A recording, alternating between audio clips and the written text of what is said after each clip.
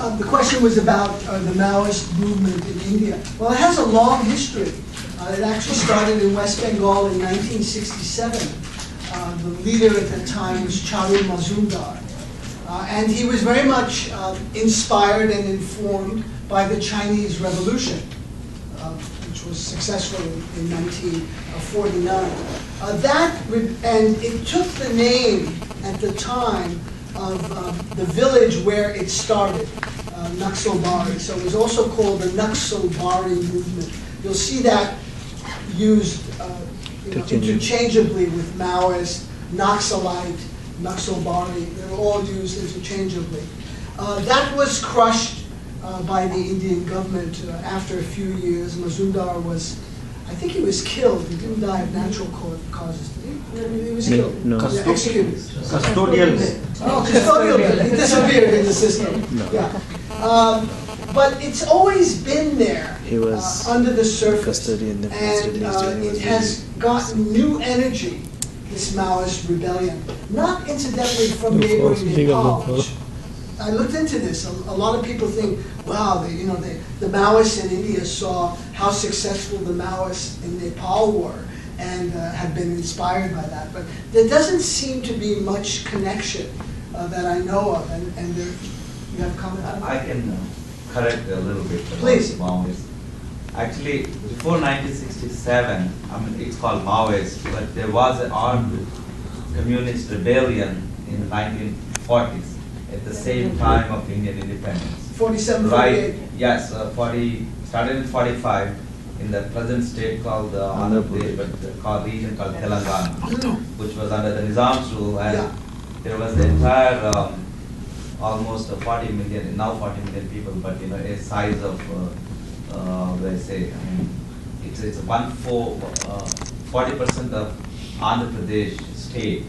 That was under Nizam's rule. So the communist armed rebellion started in 45. And obviously there was twofold they were fighting. One was the princely state, and then after India got independence in 1947, August 15, this state was still independent. And communists were fighting and they freed almost half of the state. And there was this village committees, village governments established. Right. And then Nehru sent the army. Yeah, Nehru sent the army in 48, and they kind of a collusion between this princely state and Indian government. And Indian government killed more communist rebel people than the princely, whatever the king was there. The Nizam of Hyderabad. So yeah, Nehru said they liberated this region, but actually they basically, we call occupied at the time. So it started, and then the second wave you talked about, Naxalbari movement was, yes, it started in West Bengal with the Naxalbari, and then called Naxalite movement. Then it died very quickly in West Bengal, but came to Srikakulam in Andhra Pradesh, very short while. Then it went to Telangana again, and that is where actually if you will, it was there since 1970s until recently.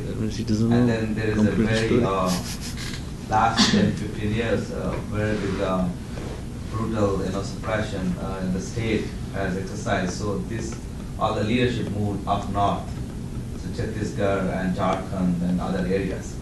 Thank you for that information. There's a couple of things I want to stress though. There are movements, long-standing rebellions in Kashmir, but also in Manipur, Nagaland, in the Northeast. Those differ fundamentally from the Maoist rebellions in central and eastern India. Those movements are to separate themselves from the Indian state. They're independence movements.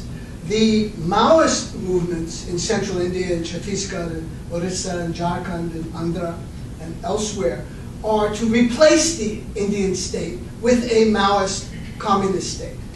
So there's a fundamental difference there. And there have been over the decades just a juggernaut of, which is an Indian word by the way, a juggernaut of injustices in areas where mostly Adivasi people reside. That is to say, the indigenous people of South Asia, of the Indian subcontinent, where they are, and it's all about land, it's all about resources.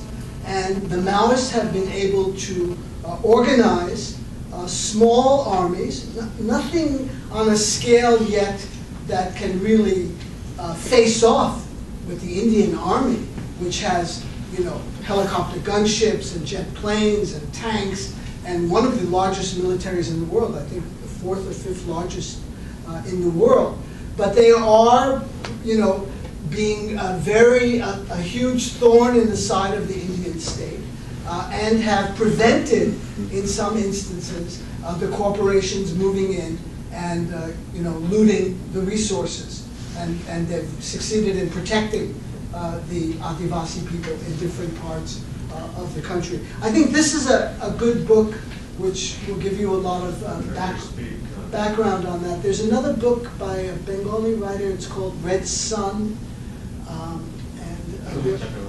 Chakarati. It's in paperback. I don't know if it's available here. And I think there's some other information you can get about these various rebellions. When I was in Jharkhand on the West Bengal border, I was in what the Indian state calls a Maoist-infested area. It's interesting how, again, states use language. What is infestation? That's like rats. You're talking about rats. You're talking about vermin, not human beings. So when you have a rat infestation, you're obligated, it's like a public health problem, let's get rid of those rats, let's fumigate them, let's poison them. So this was an area, the only worst poverty I've seen that I saw in that particular area was in Sindh in Pakistan. But they were comparable, just unspeakable poverty. And so that is where the state doesn't exist. People were taking me around in villages. They have something, this is, again, a South Asian thing, I think, exclusively. Ghost hospitals and ghost schools. So, I went to this clinic, I saw this clinic building. So I asked the people in this village, well, there's nobody here. Yes, yes, sir.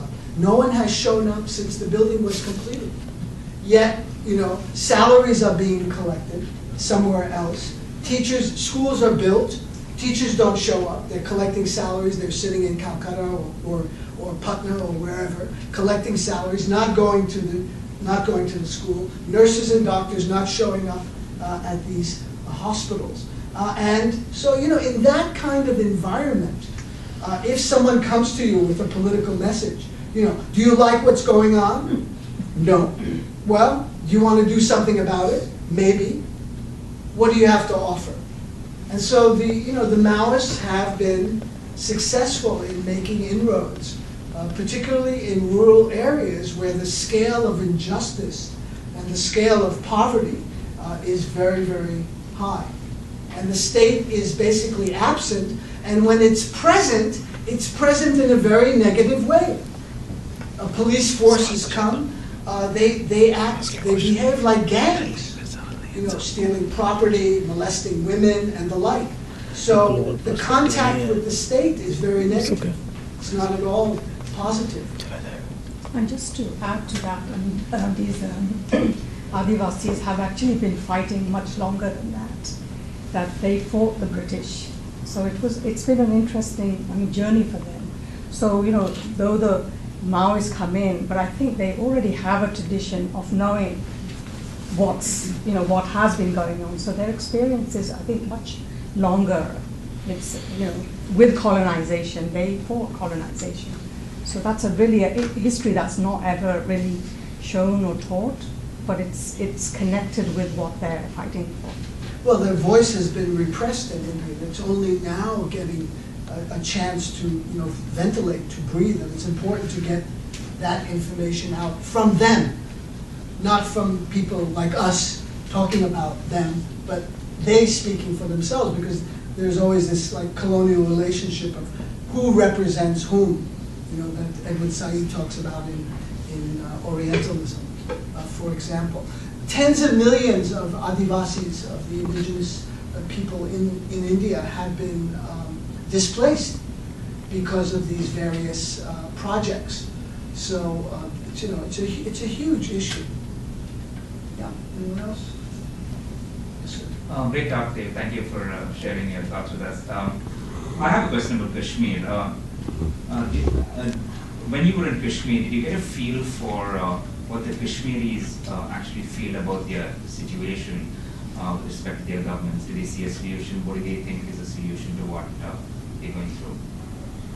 Okay, again, this will be general kind of comments. First of all, it's a very depressed place because of the occupation. I mean, it is gray. When the sun is shining and there's a blue sky and the chinars are in full bloom and everything, it's still very, very gray. People are very depressed. I've never been in such an, even in Palestine, when I've been there during the Israeli occupation, it had a different flavor in Kashmir. I think that has to be because of the huge presence of security forces, 700,000 state security forces in Kashmir. I mean, it's hard to take a step somewhere, particularly around the airport, without bumping into a soldier who has an AK-47 or some kind of weapon, pointing at you. So there's a tremendous amount of mental depression. But from the people that I spoke to, okay, and I am kind of fortunate because I do speak Urdu, so I can get around. I don't speak Kashmiri, so I don't know what they are saying among themselves. But from the people that I spoke to, there's not much interest or admiration for Pakistan. That was something that's, they have eyes, they read, they know what's going on in Pakistan. That may have been something their fathers and grandfathers were interested in, unifying with their Muslim brothers in Pakistan. But they see an absolutely violent and failed state that is no alternative to India. So that option is out.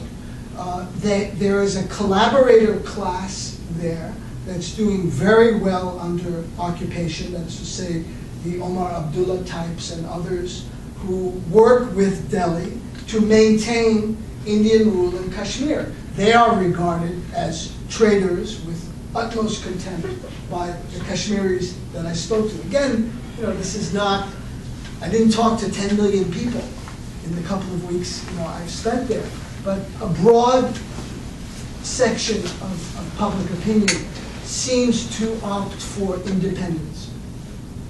And they even are talking about unification with Pakistani-controlled Kashmir. 1/3 of Kashmir is held by Pakistan, 2/3 is under Indian control.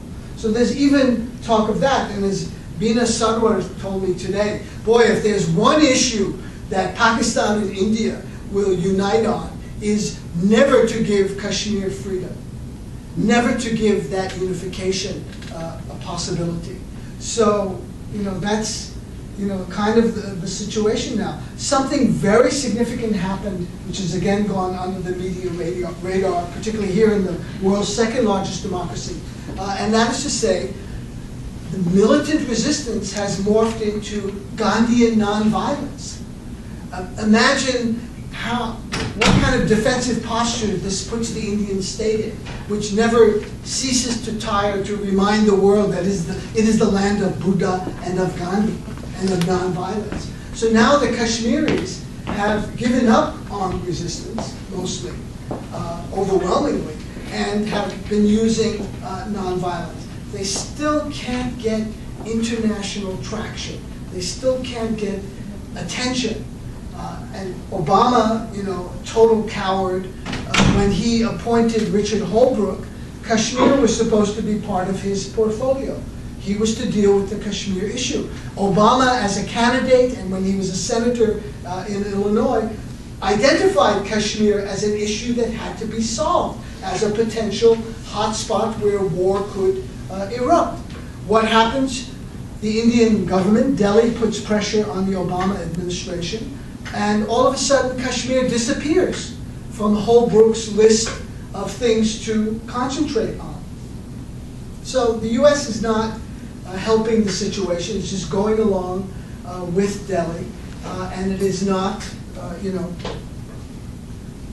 think I've said enough. Yes. I've read your writings, and I think I really appreciate the clarity with which you expose the Indian state and the terror. Because even among progressives, there are constant debates as to the nature of the Indian state. And I think whether it's one ruling party or the other, it's just the form that differs. And as Venkat very nicely pointed out, in the last 60 years, the Indian state has terrorized its masses, whether attacking communists all over the country, or whether causing genocides, the Sikhs in 1984 and the Muslims in Gujarat in 2002, and Mumbai 92 massacres. After Babri Masjid yes, in Mumbai, and, there were massacres. and repeatedly in different parts of the country, whether they're Sikhs or Muslims or Adivasis or Christians, Dalits or Christians. Yeah. And I think it's very important also to be united in exposing and in sort of condemning the state terror, whether it is encounter deaths of Maoists. You may not agree with their line. In the last 2 years, they've killed 2 of their senior leaders. And I think it's important for journalists to come together and say, this is wrong, this is violence. And whether it's the Congress or the BJP, their tactics may be different and their forms are different. But it's the Indian state's terrorist policy of basically denying the rights of nations and nationalities to self-determination, because India is really a prison house of nations, just as the Soviet Union was before the revolution. Thank you. Yeah, no, good point. Thank you for that very much. I wanted to, before I close, I wanted to talk a little bit about Angana Chatterjee, who is the partner of Richard Shapiro, who was deported from India. I just interviewed Angana, and that will be broadcast on alternative video in a couple of weeks on Kashmir Buried Evidence. She and her husband have been teaching for years. I think Richard has been teaching for 25 years, she for 14 or 15 years, at an institute in California, San Francisco, called the California Institute for Integral Studies, CIIS. They have both been recently fired for reasons that have not been made apparent. There was some charges made that they were too generous with their grades. Incidentally, this was a charge leveled against Howard Zinn when he taught at Boston University by John Silber, who was then the president of BU, who was trying to run Zinn, our foremost radical historian, trying to run Zinn out of BU. So they're very spurious charges that have been leveled against them, that they were incompetent. They've both been fired.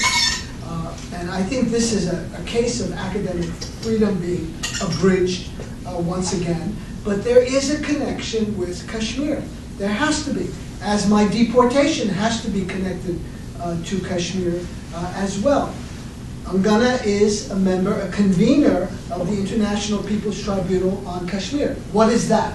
If you go to kashmirprocess.org, this is the organization that issued the document Buried Evidence, which exposed the more than 2,000 graves, unmarked graves, in only 3 districts in Kashmir. There are 20 districts in Jammu and Kashmir, in only 3 districts. So one can only extrapolate and say that of the 8 to 10,000 missing, they're probably in those, in other graves all over the state. So she's not very popular with the Indian government. And there is, I think, some reason to believe that because this is a private institution that depends on donations and monies from tuition, that pressure was exerted from Hindutva groups who are, incidentally, have a very strong lobby in the United States. And Angana has written and commented about this also. She's the author of, I think I mentioned her book, Violent Gods, about Hindutva.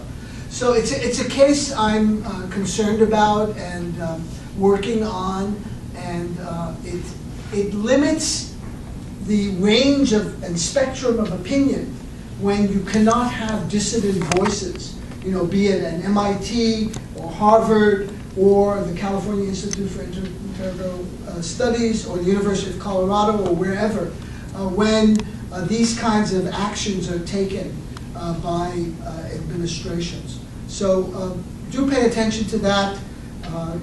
There's a whole website and a movement. A lot of their students have quit the CIIS, have formed a committee. They're trying to, fight this particular issue. But the administration of this institute has been pretty implacable so far. Well, it's been a great evening, and I thank you all for coming, and I hope you get some books and CDs and pick up this alternative radio. Thank you.